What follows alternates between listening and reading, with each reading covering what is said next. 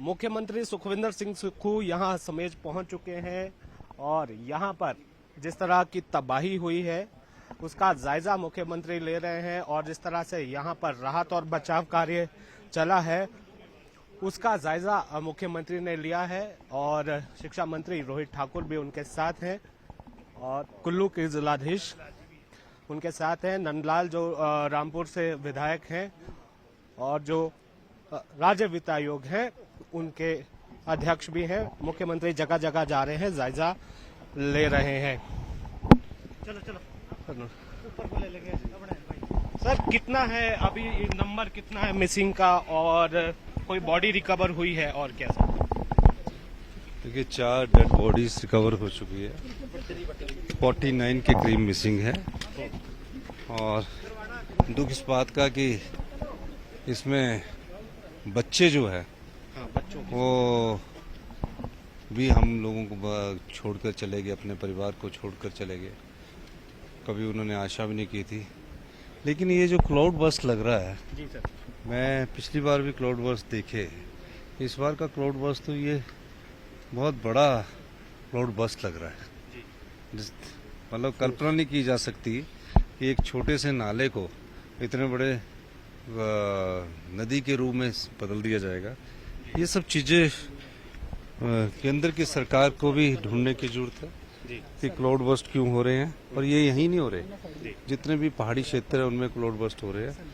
और इसलिए मेरा ये मानना है कि हम लोगों को इस बारे में चिंता करने की जरूरत है, केंद्र सरकार को भी और प्रदेश सरकार को भी। रिलीफ मैनुअल क्या पिछले साल की तरह ही रहने वाला या उसमें आप बदलाव करेंगे? नहीं, अभी मैंने बोला है कि 50,000 रुपया तो इमीडिएटली जो उनके मकान, कपड़े, बर्तन के लिए उपलब्ध करवा दिया जाएगा और अगले 3 महीने तक रसोई का गैस का सिलेंडर और फ्री राशन उपलब्ध इन पीड़ित परिवारों को करवा दिया जाएगा।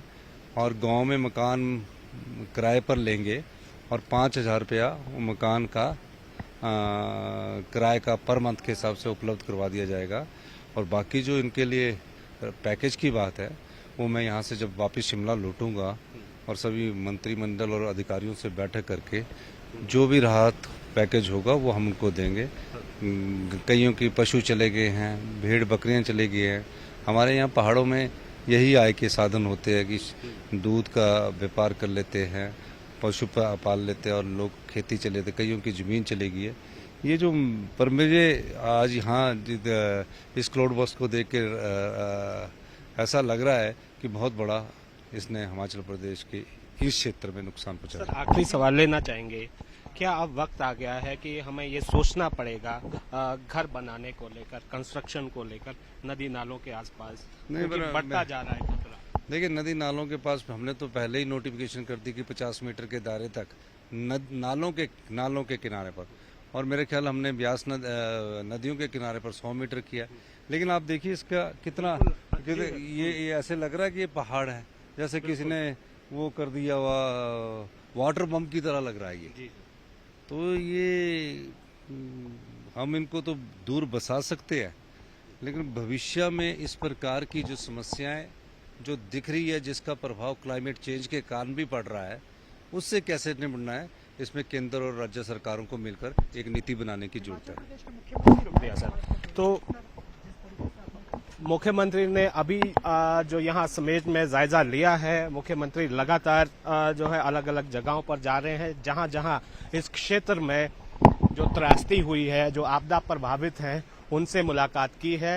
और अभी जो डेथ नंबर है वो मुख्यमंत्री ने बताया है और अब बदलाव की भी बात यहाँ पर कही है। कैबिनेट मंत्री, शिक्षा मंत्री रोहित ठाकुर भी अभी इनके साथ हैं। सर बड़ी त्रासदी है और क्या अब हमें सोचने की जरूरत है? पिछले वर्ष के भांति इस वर्ष भी मैं समझता हूं बहुत, हालांकि मानसून लेट प्रारंभ हुए, लेकिन नुकसान के साथ, क्षति के साथ ये सारा दौर देखने को मिल रहा है, जिसमें लगभग कोई 5-6 डेथ्स तो हमारी कंफर्म्ड है और इसके अलावा 50 से अधिक हमारे लोग लापता है। और निश्चित रूप में जैसे आपने कहा, बहुत सी बातें मैं समझता हूं हमें वक्त के अनुसार, जिस तरह से पर्यावरण में भी परिवर्तन आ रहा है, ग्लोबल वार्मिंग और इस तरह की सारी बातें जो हमारे सामने आ रही है, हमें भी अपनी जीवन शैली में परिवर्तन लाना पड़ेगा। विशेषकर ये जो खड्ड, जो नदियां हैं, मैं समझता हूँ जो इसके साथ की कंस्ट्रक्शन, जैसे हमने पिछले वर्ष भी ये बातें काफ़ी हाईलाइट हुई थी, हमें इन बातों से परहेज करना और भी किस तरह से मैं समझता हूँ, जिस तरह से मैं समझता हूँ ये आपका क्लाउड बर्स्ट हुआ है, जो एक तरह का पिछले 20-30 सालों से एक नया फिनोमिना है, ये भी एक तरह से बॉम्ब से कम इसकी शक्ति नहीं। आप देख सकते हैं कि नीचे तक सारा त्राहिमाम मचा हुआ है। निश्चित रूप में चाहे प्रदेश सरकार की बात हो, केंद्र की बात हो, और विशेषकर जो तो हमारा फ्रजाइल एरिया है, हिमालयन क्षेत्र है, हम सबको बड़े मैं समझता हूँ सोच विचार करके इसके बारे में एक अध्ययन के साथ एक ब्लूप्रिंट तैयार करना पड़ेगा, ताकि भविष्य में हम सतर्कता के साथ इस तरह की घटनाएं ना हो, इस पर कार्य हो सके। एक छोटा सा जवाब लेना चाहेंगे। ये स्कूल है सामने, मैं गया था यहाँ, बच्चों से मिला, बहुत होनहार बच्चे जो हैं वो लापता हो गए हैं। अब इस तरह के जो डैमेज स्कूल जहाँ पर हुए हैं, क्या वैकल्पिक व्यवस्था की गई, शिफ्ट किया जाएगा? अभी मेरी डीसी कुल्लू से बात हुई है, उन्होंने एक वैकल्पिक यहाँ पर प्रस्ताव तैयार किया है, और निश्चित रूप में अतीत में ये भी देखने को मिला है कि हमने कई दफा मैं समझता हूँ लापरवाही के कारण, कई दफा कहीं अन्य स्थल पे आपको जगह नहीं मिल पाती, तो कई दफा हम ऐसे स्थल सरकारी संस्थानों को दे देते हैं, चाहे वो सरकारी स्कूलों की बात हो, हॉस्पिटल्स की बात हो। और ये तो अच्छा हुआ, ये जो मतलब मैं समझता हूँ ये इस तरह की बात आपकी दिन में नहीं हुई, तो यहाँ तो 100 से अधिक हमारे बच्चे हुआ करते थे, है ना, उससे नुकसान और होना था। हालांकि पिछले गांव में हमारा पूरा गांव ही आपका पूरा नष्ट हो चुका है। तो इन सभी बातों को लेकर जी हम सरकारी संस्थान को भी अगर जमीन दे, उसमें क्योंकि पंचायत के माध्यम से जनता जनार्दन की सहमति से इस तरह की मैं समझता हूँ प्रस्ताव तैयार होते हैं, वो हर बात को दूरगामी सोच के साथ वहाँ पर मैं समझता हूँ आपके संस्थान डेवलप होनी चाहिए। नहीं तो इस तरह के उदाहरण बहुत से आपको देखने को मिलेंगे, जैसे उदाहरण के तौर पे हमारे सामने जो ये वरिष्ठ माध्यमिक पाठशाला की बिल्डिंग है। तो यहाँ पर मुख्यमंत्री ने भी कहा है और शिक्षा मंत्री भी कह रहे हैं कि अब हमें जो है सोचने की जरूरत है, और बहुत सारे जो कंस्ट्रक्शन के नियम है उसमें भी बदलाव की जरूरत है, और बहुत सारे कारण इसके जो है निकल कर आ रहे हैं। समेत से मेरे कैमरा सहयोगी दीपक राणा के साथ रणबीर सिंह, न्यूज़ 18 हिमाचल।